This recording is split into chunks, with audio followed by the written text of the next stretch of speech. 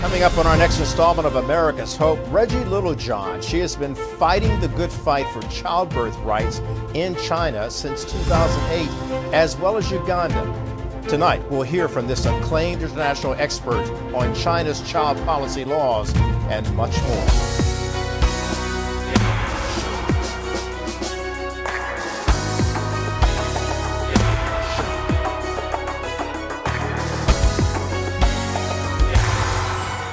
Well, good evening. I'm Kelly Wright, and this is America's Hope. And wherever you are, we hope that you're safe and well, taking care of yourself and your family because you matter. We say that a lot here, and we mean it because we know that you matter to God. We know that you matter to your family. You matter to your neighbors, your community, your state, your country, and thereby the world. So tonight we want to talk about what really matters on the front lines for life. And joining us tonight is someone who can actually talk about that from firsthand experience of actually being in combat, I should say, as a warrior for life. Her name is Reggie Littlejohn. She has been fighting for childbirth rights in China since 2008. She is an acclaimed international expert on China's policy laws, a graduate of Yale Law School, and she represented Chinese refugees in their political asylum cases. It's a very important thing to do. It's a very courageous thing to do. And she seeks to form a left-right human rights and humanitarian coalition to end forced abortion and gendercide.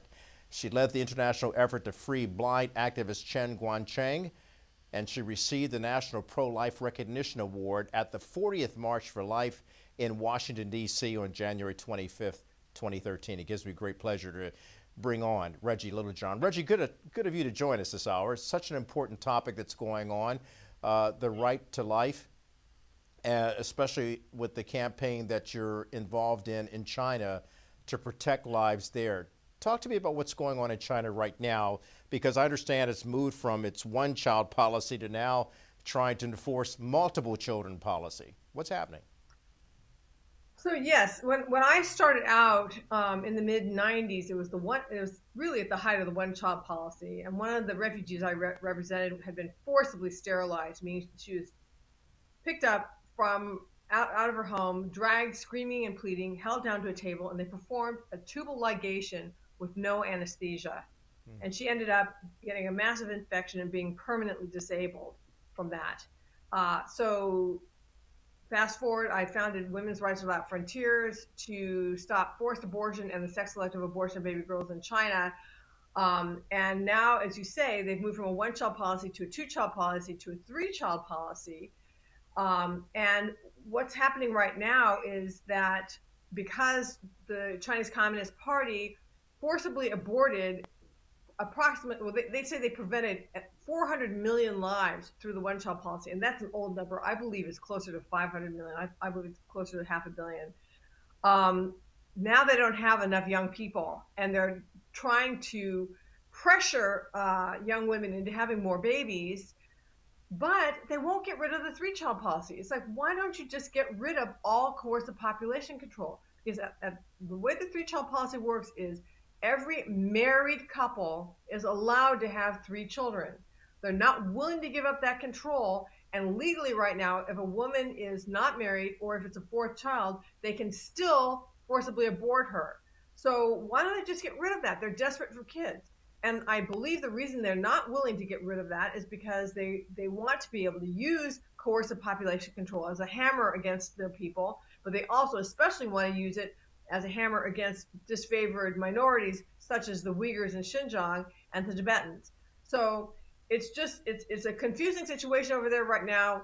They need more kids. They're pressuring people to have more kids, but they refuse to get rid of the coercive three-child policy. So Reggie, with all of this going on in China, why don't we hear about this in our mainstream media in America and throughout the world for that matter, to understand what China is doing to its own people through its Communist Party? I think that the reason we don't hear more about what's going on with Chinese human rights abuses is what I would call elite capture and unrestricted warfare. I mean, the Chinese Communist Party wants to become the dominant force in the world. And they are doing something that we call elite capture, which is they have basically either through you know blackmail or through bribes or whatever, or just even simply through advertising, being major advertising on the mainstream media. You know, the mainstream media is not interested in reporting on these things because their elite is captured, and it's not just the media. It's also it operates in government, in entertainment, in education, in basically every facet of life. And so that's why I think that we don't hear more about this, and that's why I appreciate Epic Times, Newtown Dynasty TV, some of the few independent news sources that are not captured by the CCP. You know, you have testified 9 times at the United States Congress, 3 times at the European Parliament, and you've also presented at the European, Irish, and Canadian Parliament as well, briefing officials, even at the White House and the United States Department of State, the United Nations, and the Vatican about this issue. How have the officials or the leaders of these organizations responded to your documentation of the human rights abuses going on in communist China? Well, I will say that I think that we've had an impact. I also have spoken a number of times at the United Nations, and I don't know, at the height of the one child policy, the European Parliament actually issued a resolution condemning forced abortion in China. And the United Nations Commission on the Status of Women at one point also um, took a stand against forced abortion in China. But and also it depends on the administration. The Biden administration is not, terribly interested in human rights in China. They haven't taken a strong stand. But the Trump administration was more interested. So, but the thing is that regardless of how these various governmental bodies respond, the people who have responded have been just the rank and file people. And that's how we were able to do major things like, for example, help in the campaign to get the blind activist Chen Guangchen into the United States, out of China into the United States. Reggie, I want to talk to you more about that particular moment in your life and how you helped. We're going to take a break. When we come back from the break, let's talk about that, your heroic efforts in that, as well as the efforts of so many people in support of what you did in that situation. I'm talking to Reggie Littlejohn. We'll be back with more of America's Hope in just a moment. Welcome back to America's Hope. We're focusing on a very serious topic right now, and that is human rights abuses that have gone on in China. They happen in other places as well. We'll get into some of that. My guest tonight is Reggie Littlejohn. We're devoting this entire hour to her because of the groundbreaking work that she's been able to do, some of that work being documented in our United States Congress. One thing that we were talking about before we went to the break, Reggie, is that you were involved in the efforts to free blind activist Chen Guangcheng. Talk to me about that, please, and what that entailed. Well, very early on, when I first started Women's Rights Without Frontiers, I became aware of this blind activist, Chen Guangchen, who in Linyi County, he and his wife did heroic things like going out. At that time, they were having raids, family planning raids. They would keep track of all the women's menstrual cycles. They had you had to come in for, it was like a quarterly cervical checkup. If you were late for that, they would hunt you down. If they found you to be illegally pregnant, they would force you to have abortion. If you refused to have an abortion, they would throw you in jail. And they would also, so they had family planning jail cells. They had jail cells in their family planning offices. And then they would, even tear down the homes of your friends and or your relatives and neighbors. It was just violent. It was horrific beyond anything that I could imagine. And Chen Guangchen from Chinese soil was documenting this. He and his wife would go out in the night, and when they heard about a family planning raid, people would run out of the villages into the fields and hide in the grass from these family planning officials. And they would document all of this. And for that, he was jailed and tortured for years. and was then put under house arrest. And when he was under house arrest, he was again tortured. But the word went out that he had died. And I had been campaigning for him for years. I mean, there was one year, I don't know how many days I traveled. I mean, I might have traveled 100 days, 200 days. I do remember my husband having to fly around to see me. Like whatever city I was in, he had to fly there to see me because otherwise he wouldn't see me. And he once said to me, if I could get 10% of the time and passion you're dedicating Chen Chen, I would be happy. So that was not a high point in our relationship, but I mean, it was an all-consuming effort. I was flying into Europe, Canada, all over the United States, just pounding on this. And we had this thing called a sunglasses campaign because Chen would wear sunglasses. So we asked people from all over the world to put sunglasses on, take a picture of themselves, and email the picture to me. And we got pictures from all over the world, including Uganda and hundreds or maybe even thousands of people sent in their pictures. And there was this artist that put all those pictures together into a portrait of Chen Guangchen. And there's a picture of me with Congressman Chris Smith, both of us wearing sunglasses, supporting Chen Guangchen in the sunglasses campaign. And so there's a moment when the word went out that he had died, and I did not believe that he had died. I just felt like in my spirit that he had not died, but that he was very close to death, because when he got out of jail, he had like dysentery that was untreated, and they tortured him, and he was like on his bed with untreated wounds. And I said that the only way, I believe that I went on Voice of America and said to the people of China, because Voice of America goes straight into China, I don't believe that Chen Guangchen is dead, but I believe he is close to death, and I believe that the only way that he can survive is if he escapes, and of course it's impossible for him to escape. So I'm asking every person of faith who hears my voice to fast and pray that Chen Guangchen can escape. And within a month or so, he escaped.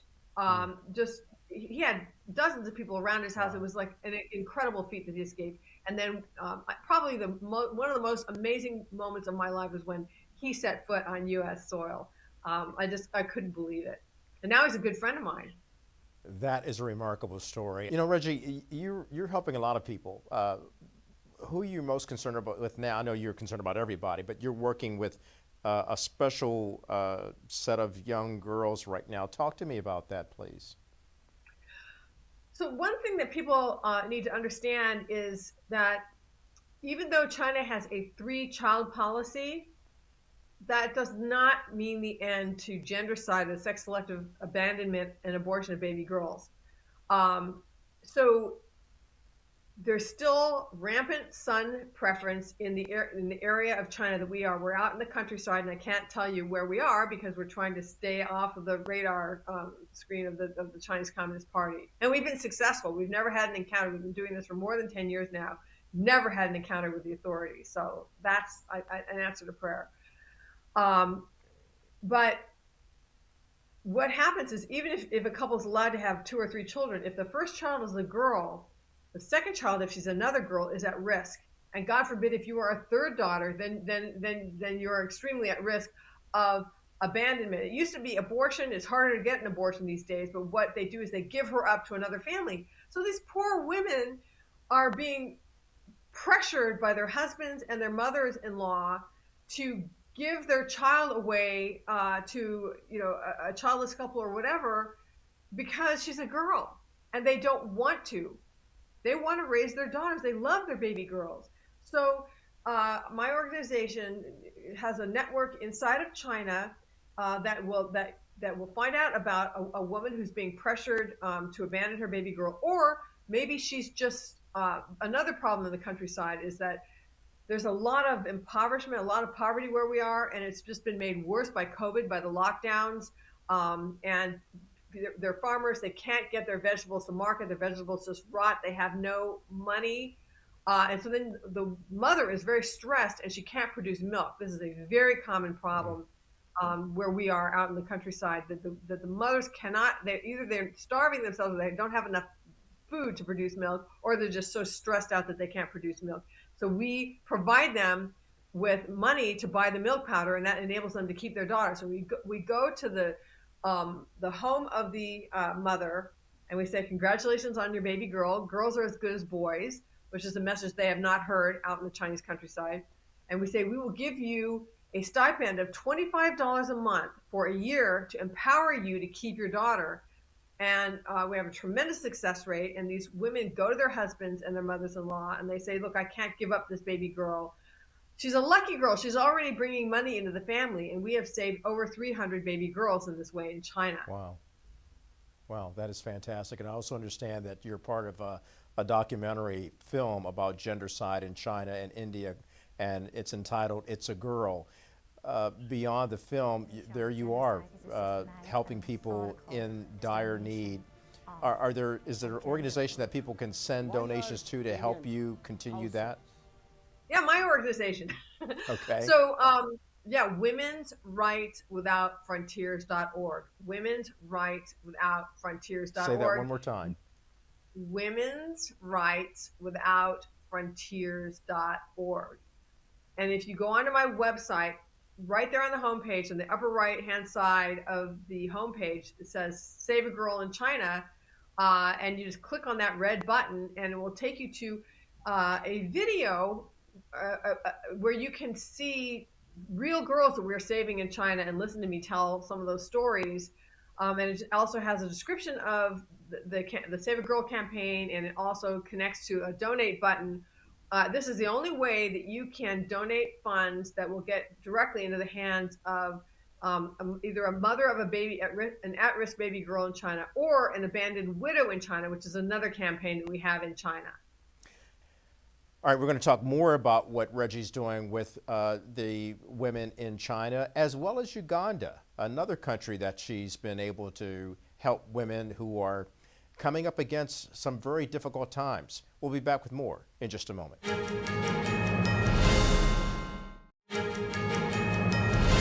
Welcome back to America's Hope. I'm talking to Reggie Littlejohn, and I wanted to ask you a question. You know, China, we know that human trafficking exists there.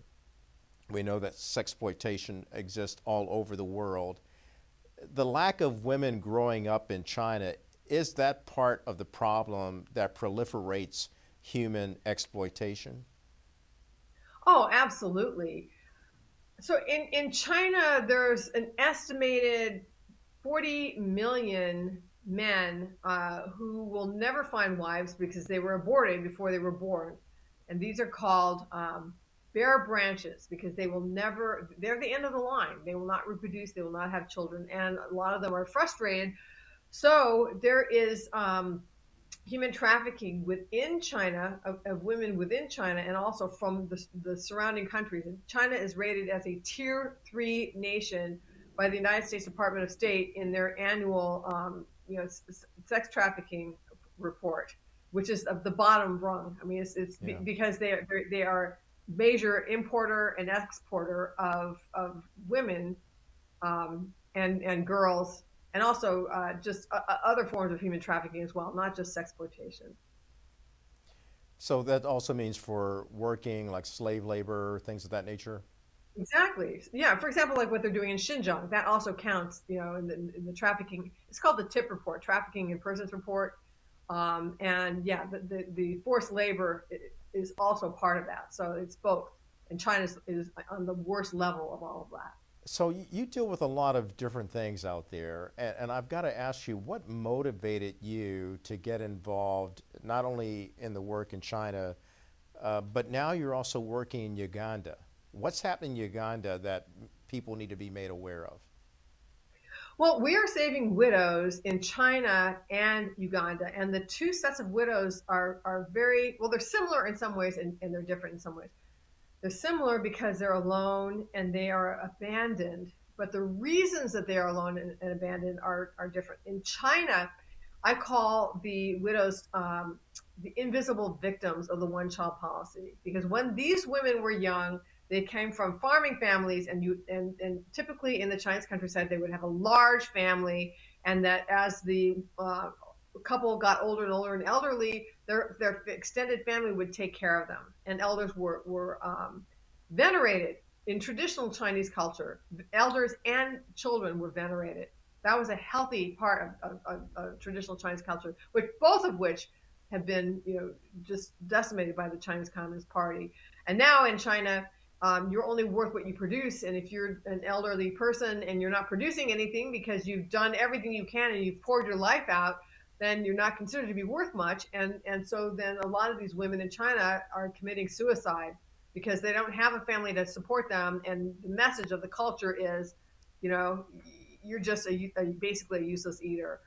And so we are in China, we are going to their doors. The same network that saves the babies is going to the doors of the widows and saying, you're a human being created by God in his image, and we are going to support you with $25 a month for the rest of your life.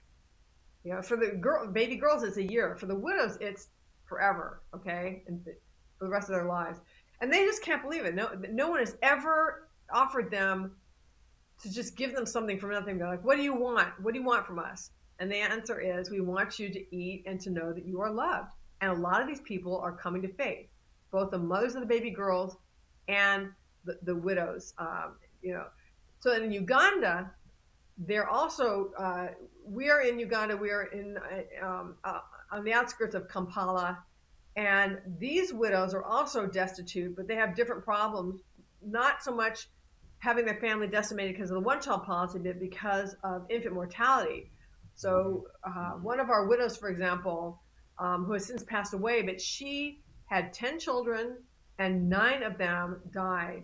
Wow. Did not reach adulthood. I know she was Wow. the most heartbroken person. And then another problem they have in Uganda that they don't really have in China is AIDS. So typical story is that the husband will go out, get AIDS, come home and infect his wife. He'll die, and then she's left with HIV/AIDS, and no one to support her. So we also give these women in Uganda a $25 a month, and that enables them to buy medication or food or something to warm themselves during the winter. They can spend the money however they want. And also something that we can do in Uganda that we can't do in China is we can bring the widows together for a celebration. Can't do that in China because you'll get caught, right? In China, we're trying to just not let anybody notice us. And yet in Uganda, you can do whatever you want. We've had a couple, like we had an Easter celebration with the widows. Our lead organizer, field worker in Uganda, her name is Olivia. What she wanted for her birthday was a party with the widows, and to bring these widows out from the tremendous poverty they have into the church and having these feasts that are made just for them and making them feel special and praying with them and all of that has turned their lives around. They've gone from being completely hopeless to being very, very hopeful, and having relationships, supportive relationships with each other. You're touching the world by meeting them at their point of need. Yes. And from there, they can really understand the message that you're giving to them, a message of hope, a message of faith, a message of love. Powerful, powerful, powerful ministry that you have there, Reggie. I want to take a break, and when we come back, I want to talk to you about you and what makes you do exactly what you do. Reggie Littlejohn joining us on America's Hope. We'll be back with more in just a minute. Welcome back to America's Hope. So we're having a wonderful conversation about human rights and helping women in China and even in Uganda. The bottom line is that my guest, Reggie Littlejohn, has been out there on the front lines helping so many women and children, babies. There's gendercide that's been going on. There's obviously abortion that's been taking place in China. And, Reggie, I have to applaud your efforts. I know you don't do this alone, but I do have to point out the fact that because of your efforts, you've been able to actually expand the realization of what's going on with women. And you've also gone into what you believe the World Health Organization has been doing in terms of compromising Americans, the United States national sovereignty because of the erosion of health regulations, I should say, that we operate in this country, and then having the incursion of the Chinese Communist Party style tyranny through the World Health Organization. Break that down for me and how that impacts America. Well, the World Health Organization, when it started out, it was just a very small and humble organization that was funded by different countries to address things like sanitation and polio. And then it began to grow and grow and grow to the point now where some of the major funders are not they are not countries at all, but they're like the Bill and Melinda Gates Foundation and Gavi, which profits from vaccines. So they've got all these private interests that are funding their activities, and I believe that that's a conflict of interest. And so what they have done recently is they have promulgated draft amendments to the international health regulations and a new pandemic treaty. And taken together, these two instruments would install a system of surveillance and control, and censorship that would damage our national sovereignty and that also would destroy our medical freedom. Well, Reggie, I don't want to change topics. It is kind of interrelated, though, and that's the fact that you've been speaking out against what's been happening with international health relations and the erosion, as you call it, of our national sovereignty here in America by the incursion of Chinese Communist Party style tyranny through the World Health Organization. Break that down for me and explain so that our viewers understand how the WHO Accords, World Health Organization Accords, are being negotiated and the new laws and how it's governing our personal health care. So this is the reason I got involved with this is because I have been combating the Chinese Communist Party since the mid 90s in terms of representing the asylum clients. And so I know very well how they work and how they effectuate their tyranny. And I became very alarmed to see that China model coming to the United States and the world through the COVID crisis. And so what happened with COVID was, number one, China infected the world. Okay, you can argue about whether it was a lab leak or whether it was came from a bat, but you cannot argue with the fact that once the people in Wuhan were infected, China stopped internal travel within China to and from Wuhan, and they encouraged international travel to and from Wuhan. And so where do people travel from Wuhan? They traveled all over the world, including the United States, and that's how China effectively uh, infected the world. Then you have the whole way that they dealt with that, which is, in China it was lockdowns, mask mandates, vaccine mandates, quarantines. I'll never forget the video I saw from Shanghai of people feeling like they were starving, that the government was not getting the food to them. They were locked in their apartments. They couldn't get food. They were not being given food, and they were just standing on their balconies screaming. There's all these high rises of people just screaming into the night.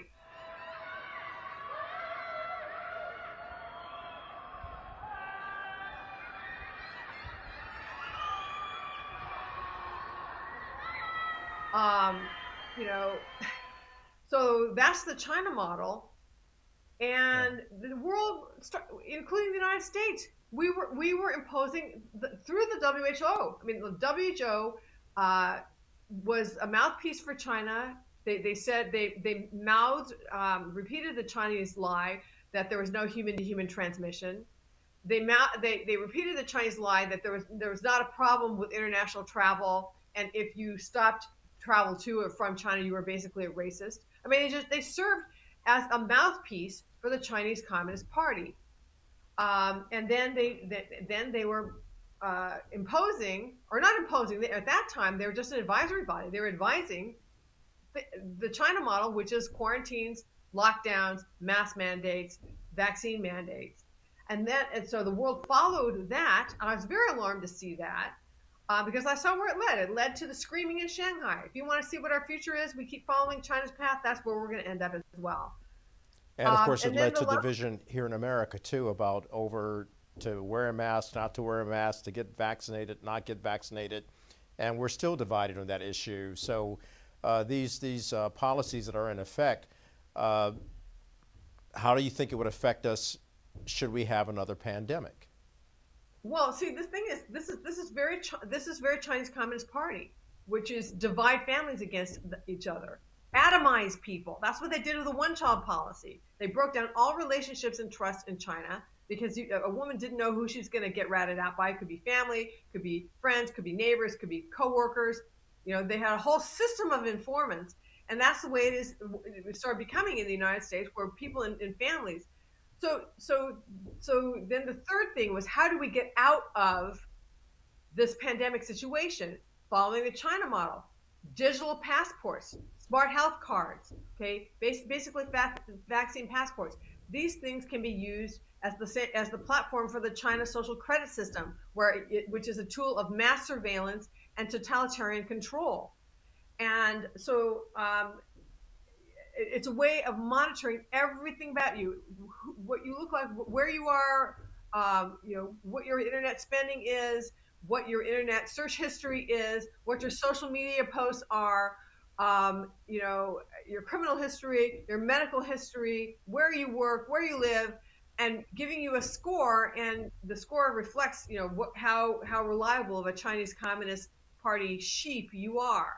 Hmm. And if you are a complete sheep, if you don't make any waves, you can lead what's like a normal life. But if you make waves, like I'm making waves right now, or like you are, like many of the people who are watching this, are counter narrative, and we don't just believe everything that the WHO tells us.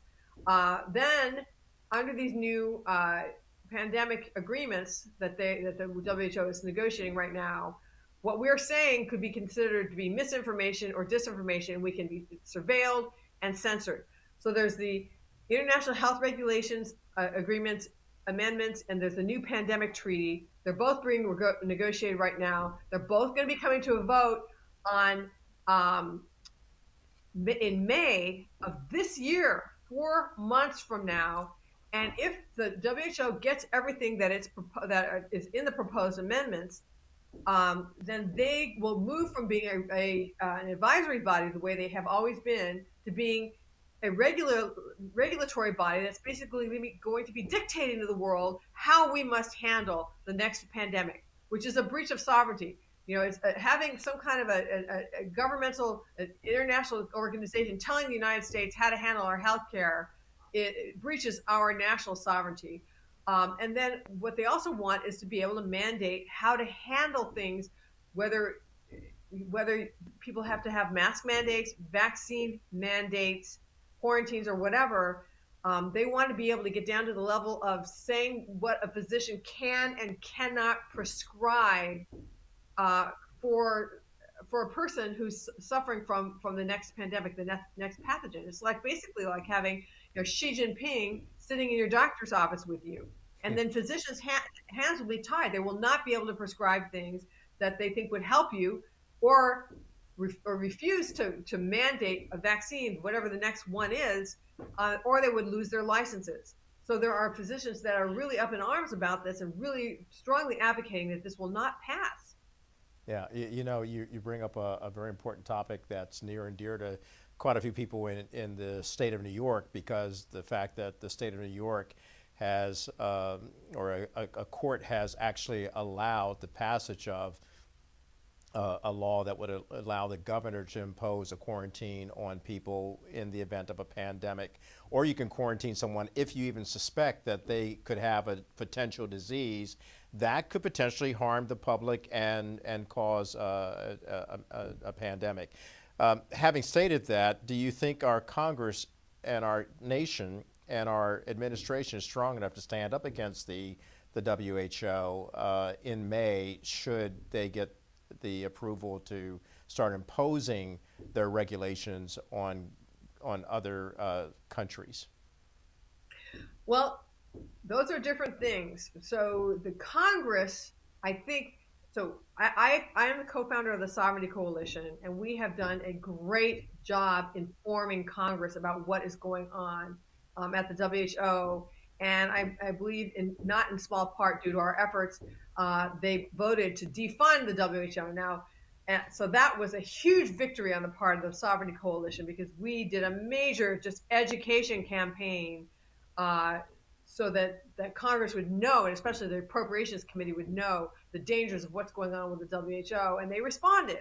Now, it still has to pass through the Senate. It's not, and the Biden administration has to sign off on it, which is a whole other thing, which is the administration this current administration is in large part driving these changes. They're not going to stand up against them.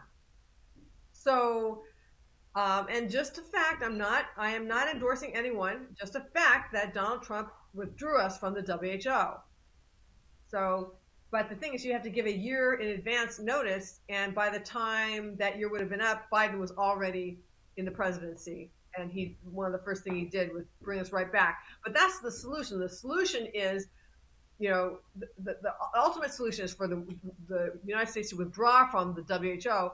But if we can't get an administration that will do that, then it's got to be that we will defund the WHO, and the ones who are going to drive that are the people. So the way that we were able to educate Congress was we did something. It's called an Align Act. But we got people to send emails to their congressional representatives, their senators, and their congressmen, saying, the WHO, what they want to do is it's going to destroy our national sovereignty and our personal medical freedom, and that's what turned the heads of. We got 5,500 emails into the inbox of every member of the Appropriations Committee the morning that vote took place. Well, and that makes you take notice. Because, right. But that was people taking action. And so it was we the people rising up and letting the representatives know that it's important to us. And that is the key. The key is to take action and let people know that that this is important to you. Reggie, So we've talked about quite a few things that are still interrelated and interconnected. At the top of the show, I mentioned that you were a warrior. You're a warrior for human rights, women's rights, and we the people rights. I've got to ask you, what motivates you to get up every day and fight this fight? Well, something that, whenever I feel discouraged, I just look at the pictures of the baby girls that we are saving, and it's all worth it just to save one of those lives, just one of those. And the widows, they are so grateful. But also, the Lord has given me a platform. Right now, you're giving me a platform to speak out on this stuff and to raise an alarm about the way that Western civilization is going to go under if we don't oppose it. This is a huge year. Okay, in May we've got the vote for the World Health Organization. In September we've got a vote in the United Nations, which I can discuss with you. And then in November we've got the U.S. presidential election, which is like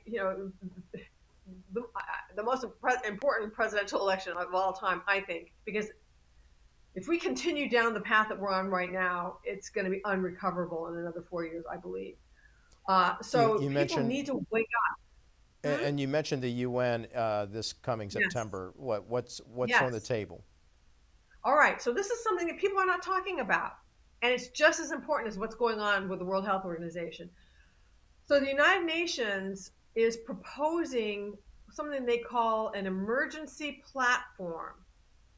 And what it is it's if an emergency, as they define it, occurs, this emergency platform will operationalize automatically and will give rise to global governance. So what are these emergencies? It could be climate change. Okay, it could be a pathogen. Of course, they would do that through the World Health Organization, which is the medical arm of the United Nations. It could be the grid going down. It could be internet outage. It could be an event in outer space. That's listed. That's one of the things that they could actually call an emergency on. And then they've got something called a black swan event, which is basically anything that they couldn't think of. So anything that causes what they consider to be an emergency that they didn't think of, they will call it a black swan event. And in that case, they will be able to direct the world on how to handle it. And so with both the UN and the WHO and the World Economic Forum, all of them are pushing these things called digital IDs. In the beginning, they were called vaccine passports, but then I co-founded an organization called the Stop Vaccine Passports Task Force, and I think that because we made that nomenclature radioactive, now they're calling it just a digital ID. But there is a chart on the UN website um, called digital IDs, and it shows all the different things that you will need a digital ID to do. So access healthcare, open a bank account, pay your taxes, vote, travel, have a social media account, um, own a device, a communications device like a cell phone or a computer. You're going to need, if the World Economic Forum gets its way, we're going to need a digital ID to do all these things. Transact business. So what that means is if you don't have a digital ID, you will not be able to do any of these things, and they will just be able to shut you down and ostracize you from society. And the excuse, the pretext for needing these is pandemic preparedness. We need to be able to, we need to be able to surveil everyone, so that we know where everyone is, and if anybody's sick, and we need to be able to know whether people are vaccinated or not. And so then if they're not vaccinated and they say you need to be vaccinated, they can shut you down. They can shut down your digital ID and force you to become vaccinated. Otherwise, you will not be able to live in society. There is such a push to get that done by so many people. People have talked about the deep state. That's in an even deeper state internationally to try to get that done and limit the freedom of people who love freedom. Look, you were inspired by Mother Teresa. You had the honor of working with her. What was that like? Oh, yeah, that was something that I will cherish for my entire life, and maybe someday, I'll write a book about it because it was such a profound experience. But she was a person of very great holiness, and one of the things that was remarkable about her was her attention to the individual. So when my husband and I went to her, it was called Mother Teresa Bavon, her home, her house where her order lives. Um, and I went to, for example, to the Rosary to say the Rosary. They have something like Holy Hour. They call it Holy Hour every night, and at that time, volunteers were invited to join them. They probably still are invited to join them. But I came in late, tried to sneak in the back and go as far away from Mother Teresa as I could because I didn't want her to notice that I was late. Okay, and so then I'm sitting there trying to pray this Rosary, but I have no idea where we are. And then I sense this presence above me, and I look up, and it's Mother Teresa, and she put her fingers down and showed me where on the rosary we were. Oh, that's So nice. I learned a couple things from that, which is that number one, she cares about the individual, and number two, that if I did not want to disrupt Mother Teresa's rosary, that I needed to not be late to Holy Hour, But I have so many stories. So she wanted me to become a member of her order, and I probably would have. I believe I really would have if I had not been married already. And I would have had a very different life. That would have been an extraordinary life, a very different life, but an extraordinary life. I'm happy with my life. My husband and my son don't feel very happy when I talk to them about how I probably would have joined that order and I would have had a different life. I'm very pleased with my life, but yeah, I probably would have joined her order if I had not been married at the time. Reggie, look, I want to encourage you to keep doing what you do. I've got a final question for you. With all the perils and dangers that are ahead of the United States of America and people who love freedom around the world, what is your hope for America? My hope is in God. Okay, we need God, and so I have founded something that I have not actually released yet. I mean, we haven't launched yet, but I'm founding something called the Anti-Globalist Alliance, sort of taking the Sovereignty Coalition and making it go global. And so it is, it's a defiance of the World Health Organization, the World Economic Forum, the United Nations plan to basically steal our freedom, but it's faith based. So and this is something that I believe that we need. That we need prayer, we need fasting, and we need prayerful action. Thanks for being on the program. Reggie Littlejohn, everybody, joining us on America's Hope. I'll be back in a moment with my final word. And welcome back to America's Hope. I'd like to thank our guest tonight, Reggie Littlejohn. Powerful, powerful, powerful. Which leads me to my final word for tonight. We must be powerfully informed and inspired to keep standing up for justice and what's right, and never let hope be extinguished. One nation, under God, indivisible, with liberty and justice for all. Until next time, America, good night. God bless.